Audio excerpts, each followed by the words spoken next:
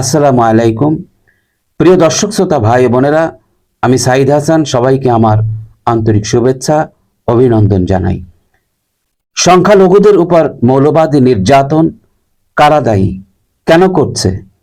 প্রিয় দর্শক, আজ আমরা কথা বলবো এমন এক বিষয়ে যা হৃদয় বিদারক, উদ্বেগজনক এবং জাতি হিসেবে আমাদের ভবিষ্যতের জন্য গভীর হুমকি স্বরূপ। বাংলাদেশে একটি শ্রেণী যারা নিজেদের ধর্মের রক্ষক বলে দাবি করে, তারা ধর্মকে ব্যবহার করছে মানুষকে ধ্বংস করার অস্ত্র হিসেবে। বিশেষ করে সংখ্যালঘু জনগোষ্ঠীর উপর চালানো হচ্ছে মিথ্যা অপবাদ, প্রোপাগান্ডা, মানসিক ও শারীরিক নির্যাতন। পরিচিতি ও প্রেক্ষাপট।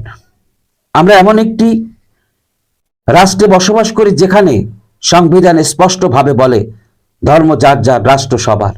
কিন্তু আজ সেই রাষ্ট্রে ধর্মীয় মৌলবাদীরা নিজেদের স্বার্থে ধর্মকে ব্যবহার করছে ক্ষমতা ও প্রভাব বিস্তারের হাতিয়ার হিসাবে। তাদের উদ্দেশ্য একটাই, ভয়ভীতি ও বিভ্রান্তির মাধ্যমে সমাজে বিভাজন সৃষ্টি করা, এবং এই বিভাজনের প্রধান শিকার হচ্ছে বাংলাদেশের সংখ্যালঘু হিন্দু, বৌদ্ধ, খ্রিস্টান, আদিবাসী এবং এমনকি নিজস্ব মতের মুসলমানরাও। সংখ্যালঘুদের বিরুদ্ধে অপপ্রচার আপনারা নিশ্চয়ই লক্ষ্য করেছেন। সামাজিক যোগাযোগ মাধ্যমে বা ধর্মীয় মঞ্চ থেকে কুৎসিত সব বক্তব্য ছড়ানো হয়, যেন একটি নির্দিষ্ট সম্প্রদায় দেশের সকল সমস্যার জন্য দায়ী। ফেসবুকে ভুয়া আইডি তৈরি করে সংখ্যালঘুদের নামে কুরুচিপূর্ণ পোস্ট দেওয়া হয়। এরপর সেই পোস্টকে ভিত্তি করে উত্তেজনা সৃষ্টি করা হয়। লোকজন না বুঝেই সেই পোস্টের ওপর ভর করে হিন্দু পাড়ায় আগুন লাগিয়ে দেয়, মন্দির ভাঙে, ঘরবাড়ি লুটপাট করে। কিন্তু পরে দেখা যায় যে পোস্টটি সংখ্যালঘুর নামে ছড়ানো হয়েছে, সেটি একটি উদ্দেশ্য প্রণোদিত ষড়যন্ত্র। সংঘবদ্ধ ধর্ম ব্যবসা। এই মৌলবাদী গোষ্ঠী শুধুমাত্র সামাজিক বিভাজন চায় না, তারা একটি ভয়ঙ্কর রাজনৈতিক লক্ষ্য নিয়েই এগিয়ে চলেছে। তারা ধর্মের নামে পুঁজি করে মসজিদে মসজিদে রাজনৈতিক বক্তব্য ছড়াচ্ছে, যেখানে ইসলামকে ব্যবহার করা হচ্ছে অপব্যাখ্যার অস্ত্র হিসেবে। তারা বলছে, আমি খাঁটি মুসলমান, আমার কথাই শেষ কথা। এই দাবি কোনো ইসলামী মূল্যবোধ নয়, বরং এটি এক ধরনের ফ্যাসিবাদ। ইসলাম শান্তির ধর্ম, যেখানে বলা হয়েছে ধর্ম নিয়ে বাড়াবাড়ি করো না, কিন্তু এরা ইসলামকে ব্যবহার করে নিজেরাই ইসলামের 12টা বাজাচ্ছে। গণমানুষকে ভুল বোঝানো, এরা সবচেয়ে ভয়ঙ্কর কাজটি করেছে। সাধারণ মানুষকে ভুল পথে পরিচালিত করে বিভিন্ন ওয়াজ মাহফিল বা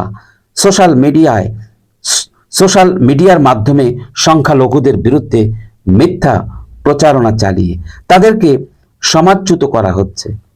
যেসব হিন্দু পরিবার শত বছর ধরে এক এলাকায় বসবাস করছে, হঠাৎ একদিন দেখা যায় সেই পরিবারকে ঘিরে ফেলা হয়েছে ধর্ম অবমাননার অভিযোগে। তাদের দোকানপাটে আগুন, সন্তানদের স্কুলে যেতে না দেওয়া, নারীদের গায়ে হাত তোলা, এসবই ঘটছে ধর্মের নামে। আসলে কারা করছে এইসব? প্রশ্ন হচ্ছে, এই কুৎসিত প্রচারণা চালায় কারা? এরা বাংলাদেশের শত্রু, যারা চায় না দেশের ভ্রাতৃত্বপূর্ণ পরিবেশ বজায় থাকুক। তাদের সাথে কখনো রাজনৈতিক ছত্রছায়া থাকে, কখনো থাকে আন্তর্জাতিক জঙ্গি নেটওয়ার্কের মদত।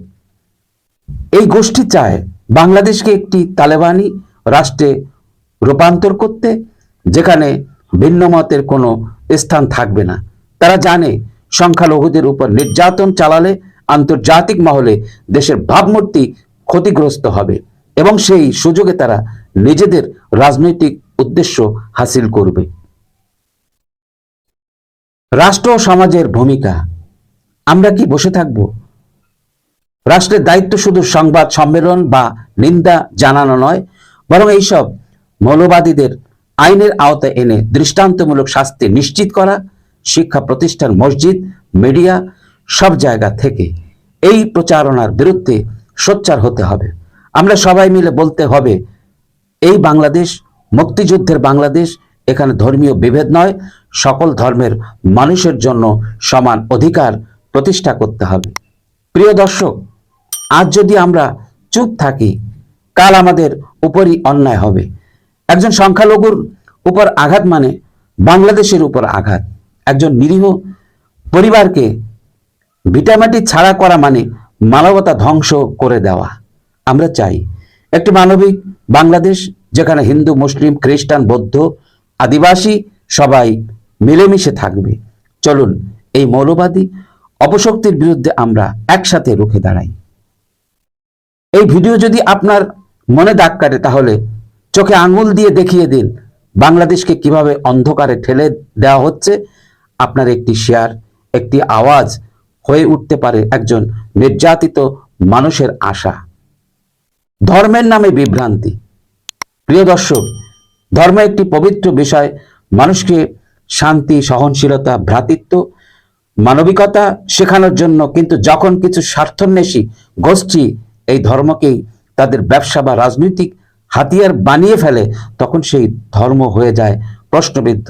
তারা ধর্মীয় পোশাক পরে, মুখে কোরআনের আয়াত উচ্চারণ করে, অথচ কার্যত তারা ইসলাম বিরোধী কার্যক্রম চালিয়ে যাচ্ছে। নারীদের লক্ষ্যবস্তু করা হচ্ছে। এদের আরেকটি টার্গেট হচ্ছে সংখ্যালঘু নারীরা। অসংখ্য ঘটনা আছে যেখানে সংখ্যালঘু নারী বা কিশোরীদের অপহরণ করে ধর্মান্তরিত করা হয়েছে জোর করে। বিয়ের নামে মানব পাচার হয়েছে, অথচ পরিবার ও প্রশাসন দীর্ঘদিন চুপ থেকেছে। ধর্মের নামে এ ধরনের পাশবিকতা ইসলামে কোথাও নেই। এটা সরাসরি মানবাধিকার লঙ্ঘন, এটা আমাদের সম্মিলিত ব্যর্থতা। শিক্ষা ও তরুণদের বিভ্রান্তি। সবচেয়ে দুঃখজনক হলো আমাদের তরুণ প্রজন্মকে ভুল ব্যাখ্যার মাধ্যমে মৌলবাদে জড়ানো হচ্ছে। তাদের জানানো হচ্ছে, তোমার ধর্মকে রক্ষা করতে হলে অন্য ধর্মকে ধ্বংস করো। যে তরুণদের হাতে বই থাকার কথা, তাদের হাতে তুলে দেওয়া হচ্ছে বিভেদ ও ঘৃণার ঝান্ডা। এরপর তাদের ব্যবহার করা হচ্ছে রাজনৈতিক টুল হিসেবে, সহিংসতা, দাঙ্গা, জ্বালাও পোড়াও কাজে। রাষ্ট্রের নিরাপত্তা ও সমাজের দায়িত্ব। একটা প্রশ্ন, রাষ্ট্র কি চুপ করে থাকবে? যখন সংখ্যালঘুদের জমি দখল করা হয়, তখন কতজন জনপ্রতিনিধি সেখানে উপস্থিত হন? যখন মন্দির ভাঙা হয়, তখন কয়টি টেলিভিশনে তা সরাসরি দেখানো হয়? রাষ্ট্রের যেমন দায়িত্ব আছে আইনি ব্যবস্থা নেওয়ার, ঠিক তেমনি আমাদেরও দায়িত্ব আছে প্রতিবাদ করার। ধর্ম নিরপেক্ষতা বনাম ধর্ম ব্যবসা। বাংলাদেশ একটি ধর্ম নিরপেক্ষ রাষ্ট্র, এই পরিচয় আমাদের অহংকার। কিন্তু একটি শক্তি চায় এই ধর্ম নিরপেক্ষতা মুছে দিয়ে বাংলাদেশকে উগ্র মৌলবাদী রাষ্ট্রে রূপান্তর করতে। তারা চায় না হিন্দু মুসলমান পাশাপাশি শান্তিতে বসবাস করুক। তারা চায় একটি বিভক্ত বাংলাদেশ, যেখানে থাকবে অবিশ্বাস, ঘৃণা ও গৃহযুদ্ধের উপাদান। ইসলাম প্রকৃত শিক্ষা। প্রিয় ভাই ও বোনেরা, ইসলাম কখনই সহিংসতা শেখায় না। নবী মুহাম্মদ সাল্লাল্লাহু আলাইহি ওয়াসাল্লাম মদিনা ইহুদি ও খ্রিস্টানদের সঙ্গে শান্তিপূর্ণ সহাবস্থান করেছেন। তিনি কখনো কাউকে ধর্মান্তরিত করেননি জোর করে। তার জীবনে সবচেয়ে বড় শিক্ষা ছিল ক্ষমা, ধৈর্য ও সহানুভূতি। আজ যারা ইসলামকে বিকৃত করে সহিংসতা চালাচ্ছে, তারা নারী শিক্ষা বিস্মৃত হয়েছে।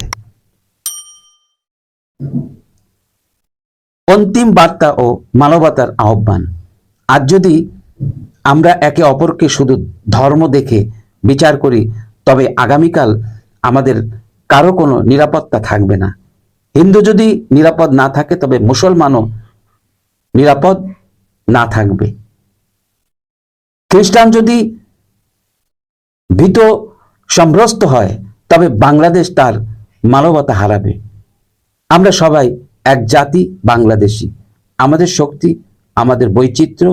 ধর্মের নামে এই বিভাজন বন্ধ করতে হলে আমাদের শিক্ষিত, বিবেকবান ও সাহসী হতে হবে। চলুন আমরা ধর্ম নয়, মানবতাকে অগ্রাধিকার দিই। চলুন আজ থেকে একসাথে দাঁড়াই অন্যায়, মৌলবাদ, জঙ্গিবাদ ও সাম্প্রদায়িকতার বিরুদ্ধে। এটাই হবে সত্যিকারের ইসলামের পথে, বঙ্গবন্ধুর চেতনার পথে, মানবতার পথে আমাদের যাত্রা। সবাই সুস্থ থাকবেন, ভালো থাকবেন। আল্লাহ হাফেজ। আসসালামু আলাইকুম।